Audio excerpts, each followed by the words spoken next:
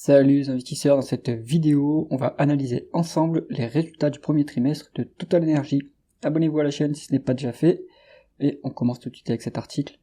Le 30 avril, Total Energy affiche des résultats solides pour le premier trimestre 2025, portés par une production d'hydrocarbures en hausse de 4% à 2,5 millions de barils équivalent pétrole par jour, grâce aux projets Mero 2 et 3 au Brésil, Phoenix en Argentine, Tyra au Danemark et Ballymore aux États-Unis.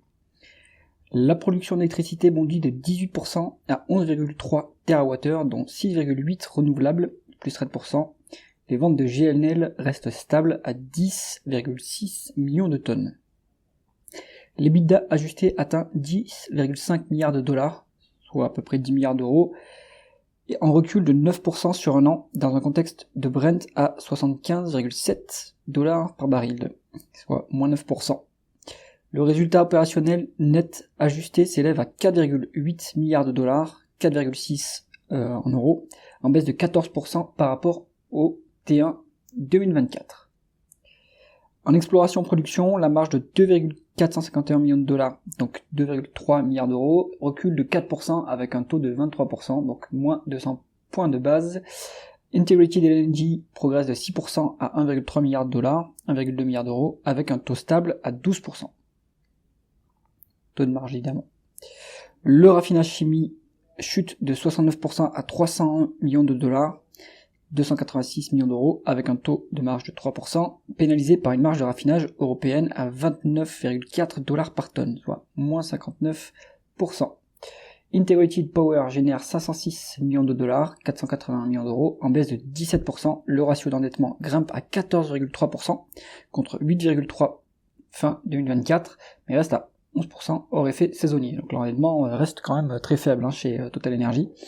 Le résultat net ajusté atteint 4,2 milliards de dollars, soit à peu près 4 milliards d'euros, en repli de 18%, et le résultat net par non ajusté plonge de 33% à 3,8 milliards de dollars, soit 3,7 milliards d'euros à peu près.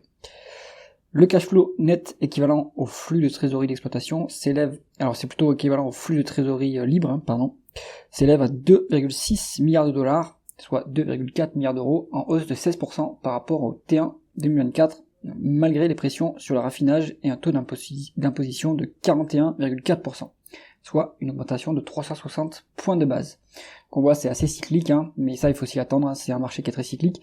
Le baril a quand même aussi bien baissé sur le premier trimestre, ça se stabilise à l'heure actuelle.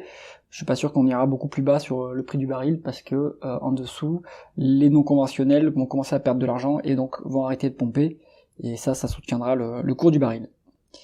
Le RO ajusté, calculé sur la période du 1er avril 2024 au 31 mars 2025, s'établit à 15,1%. Comparé à la période du 1er janvier au 31 décembre 2024, c'était 15,5%, et à celle du 1er avril 2023 au 31 mars 2024, c'était 19%. Donc le ROE marque une légère baisse, reflétant une pression sur les marges aval et la baisse du prix du pétrole Brent. Malgré cela, un ROE de 15,1% reste robuste, démontrant la résilience du modèle intégré de Total Energy dans un contexte volatile. 15%, c'est quand même assez intéressant comme rendement des fonds propres, surtout que la croissance est plutôt faible sur ce secteur d'activité. Donc c'est pour ça qu'on génère des énormes cash flows avec cette forte rentabilité et cette faible croissance.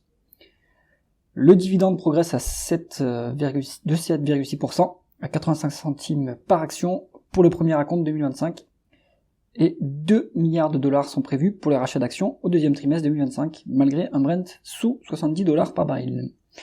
Le management, sous la direction de Patrick Pouyanné, anticipe une croissance de la production d'hydrocarbures supérieure à 3% en 2025, portée par Ballymore et Mero 4.